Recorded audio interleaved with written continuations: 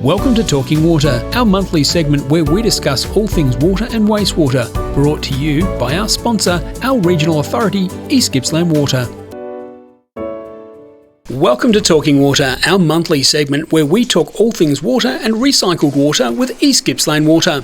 Today we're joined by two very special guests, Managing Director Michael Wandmaker and General Manager for Customer, Community and Communications, David Radford. Thank you very much for joining us this morning. Thanks, Damian. Yeah, thank you, Damian. It's thanks for the opportunity to come in and talk to you. Obviously, we're coming up close to the end of this year, and I think it was timely that we come in and talk about some of the interesting things that East Gippsland Water is involved in at the moment. We've just finished our strategic planning session with the board and the leadership team to just reaffirm some of the commitments that we've made previously, but also set the tone and the theme for where we're taking this business going forward. And so I think I'll share with you some of the key themes that we have as a business and set for ourselves. So the first one is that we want to be very customer focused, customer and community orientated, and make sure that we're defining the benefits that come from the money that we spend and the things that we do. And so I think that's probably self-evident, but sometimes we get a little bit lost. We're a bureaucratic organisation, as most public service utilities are, and we lose the focus on the specific what we're here to do and who we're here to serve. So we're very keen to make sure that the customer is at the centre of all of our decision making. A little 1%er around what we're doing that brings that to life is in our construction work. We're very conscious that we disrupt the community, but when we leave there's no visible assets or no visible benefits to the community because we've generally replaced pipes and valves underground. So what we've said is in all of our construction projects we'll just make sure that there is a visible asset to the community. The one that we're doing in Lake Centrets at the moment at North Arm Upgrade, we're putting drinking water fountains in the local park area, and so we'll look for those opportunities to be a positive contributor to community with everything that we do, particularly where we disrupt the community. One of the other key themes is internally we're developing what we call a continuous improvement culture. We're encouraging our workforce to look for good ideas, to not just accept we've always done it that way, and make sure that we review everything we do and find a better way to do it. So that's not necessarily always just cutting costs, it's also looking for more efficient and effective outcomes from our decision making. So that's a really important part of empowering our workforce and driving a continuous improvement culture within the organisation. Another key initiative is investing in our people. I think that's really important that we make sure that we are building a very capable workforce. We're not dependent on external contractors and consultants for everything we do, although we have a strong presence in the community and make sure that we, when we do use external service providers, we try and do that on a local basis. And the other one, which would be really very important to your listeners, is we're trying very hard to do what they call live within our means. We're very conscious that a large percentage of the revenue that we have available to us is from water bills, and we want to make sure that we spend that public money wisely and we deliver the best possible outcomes for the community from the money that we do spend. Thanks, Michael. So from the business side, what have been some of the big achievements for East Gippsland Water in 2025? Well, that's an interesting question. There's quite a few, as I talk about the continuous improvement initiatives, there's quite a few small things that we've done to make ourselves a better business. But I think some of the key things is the investment in technology. That we've been very conscious that through digital transformation we were a little bit behind in some of our technology and some of the applications and software and IT systems that are available to organisations like ourselves. So just in the last few weeks, it's taken a while to get there. We've gone live with a total asset management system, which is maintenance optimisation, and hopefully, it will lead to better condition of the existing assets out there, and we'll have less failures of pipes and pumps and valves. We've also gone live with a construction management software. So this is world-class. It's what you would expect international construction companies to have. We've got that, our equivalent of that from an IT perspective, to make sure that we deliver our construction projects and we get the outcomes. You've heard lots of stories in the media about where projects have gone over time and over budget, and we're very keen to make sure that we get really good outcomes and we stay on time, on budget. And so, look, another couple of things there. We've really put a lot of time and effort into making sure that our workforce feel that they are empowered and have the ability and have the capability to make good decisions and work in a very empowered type way that delivers better outcomes to the community.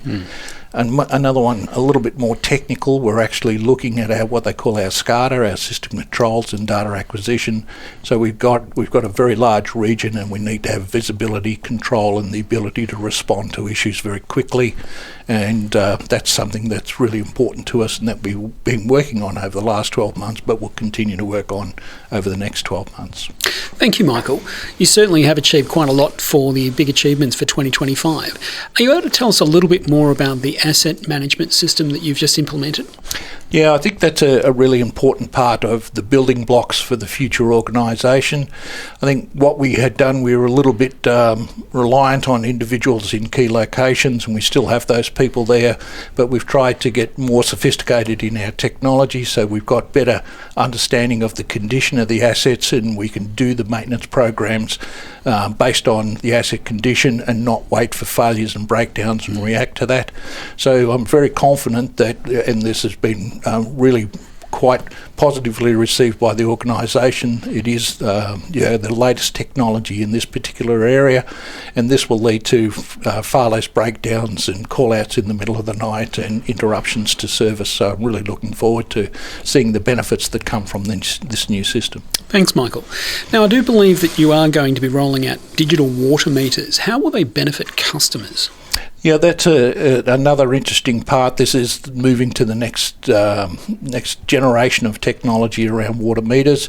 At the moment, the water meters are pretty much just measuring the volume that goes through the pipe, whereas the digital meters will be able to give us a lot more information. The information comes back to our head office, and we can look at water usage and the time of day and the volumes that are required. And one of the things that we're always conscious of, we have what's called a percentage of lost water through the system, and this allows us to be able to track and manage and make sure that we get the best result from the water that is available to us, and that's particularly important as we get into dry periods. Yeah. Now, Michael, you touched on before about the team and the culture within East Gippsland Water. What are you achieving? What sort of programs are you putting in within the team within East Gippsland Water itself? So some of the broader ones, we call it the empowered workforce, and that actually means something. You can Google that and see what an empowered workforce is all about. But we also create a learning organisation where we're re-empowering our business and giving them better skills and capability to be able to make better decisions. The empowered workforce also talks about the delegations of authority and decision making. So we've got to get away from where only senior managers are able to make decisions and make sure that the people feel that they are empowered and they can use their knowledge and skills and capability to provide better decisions and outcomes at the end of the day. I do talk about that we want our workforce to be able to make 10 decisions a day, and I'll be happy if 8 of them are right, which implies that you're allowed to make decisions and you're allowed to make mistakes without putting your job on the line. Thanks, Michael. So what is on the horizon for East Gippsland Water overall? We've got coming up to our next price submission, and that's a really important step where we want to be able to use all this digital technology we've been talking about to help us provide better information about what assets are required to maintain the existing networks and also cope with the growth and the changing environmental rules and regulations and the changing community's expectation. But we need the community's input, and we need everybody to participate so that when we do put our price submission, which unfortunately leads to increases in pricing in water bills over time, but we are hopefully, with the right information, we put a plan in place that sees us capable of delivering better quality services to the whole community. Thank you so much, Michael, for filling us in. If I may turn to David, East Gippsland Water is celebrating a big milestone this year. Can you tell us a little bit about that? Thanks, Damian. Yes, so it's been 30 years since East Gippsland Water, the corporation, was formed. As a result of government reforms of the time, a number of water boards and local authorities were amalgamated to form one single corporation, which is us.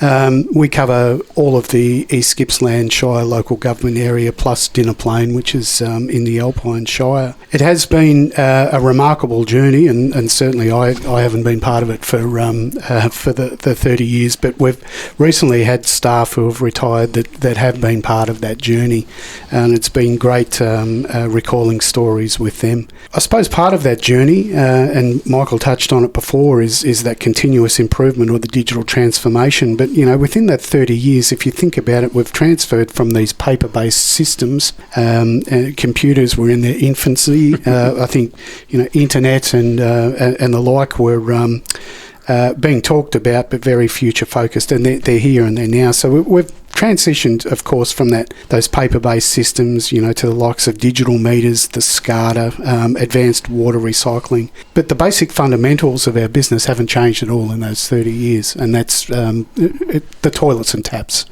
delivering reliable services to our customers. Thanks, David, and congratulations on the 30th anniversary. How are you looking at marking the occasion? Listeners may, particularly if they're active on Facebook and read local newspapers, they would have seen that we've had some Flashback Friday posts which have included former staff, and a lot of that has formed some really big engagement. We also published in the local newspaper the history of East Gippsland Water dating back to the 1800s. So there's lots of little water corps that existed around Lindenow, Can River, Bairnsdale, Tambo Water Board for one of them. How the journey, how they've amalgamated as part of the journey which has formed it. So there has been a bit of regaling, and internally certainly some celebration amongst staff. We've reached out to the East Gippsland Historical Society, and we know that they've got a number of images that they would like to share with us, and the idea being that we pull together those images into a bit of a presentation to celebrate this occasion. Thanks, David. Are you able to share an example of how East Gippsland Water is giving back to the community? Yeah, sure. And Michael sort of touched on it before. We've got that customer focus, and we want to be an integral part of the community. So one recent example that comes to mind is we operate a number of farms that we use for irrigation of our treated or recycled water, the community's wastewater. So recently we donated, and this is the second time that this has occurred, 100 bales of hay to the Lions Need for Feed program. And Need for Feed would be well known to East Gippslanders. We've certainly had our share of droughts and floods, and Need for Feed have been an integral part, I suppose, of assisting farmers when feed hasn't been available. So this is the second time that we've seen the opportunity to pay it forward. They came down, and 2 B-doubles of hay are making their way to southwest Victoria. Some of that is also going to be stockpiled in Melbourne because we've got some parts of the state that are really dry, and as we've seen in the news of late, it's going to be another difficult bushfire season, so the hay will certainly come in handy. And that's just one example, I suppose, of giving back to community, and this is the Victorian community or communities throughout Victoria that we're talking about. But it's also a great example of using a waste product like the community's wastewater, treating it to a standard to irrigate on our farms, cutting the hay, baling it, and then off it goes to assist other farmers. So it's a nice little circular economy piece. Absolutely. Thank you, David. Michael, before we finish, would you like to share a message with the community as we head into 2026? How quickly this has come around again. No, I think it is an excellent time, and the message is that everybody should recognise the importance of this time of year and take that time to spend time with family and friends. And while you should always enjoy every minute that you have with your family and friends, do it in a very safe manner and be safe on the roads. So my message is not specific to water and sewerage utilities, it's just generally that's the way we need to treat each other. Absolutely. Michael, David, thank you so very much for joining us this morning. You have been listening to the December edition of Talking Water with this month's guest, Managing Director Michael Wandmaker and General Manager, Customer, Community and Communications, David Radford from East Gippsland Water. And congratulations again to East Gippsland Water for 30 years of service. We look forward to having you join us again in 2026. Talking Water is recorded and produced in the studios of Radio East Gippsland, REG FM.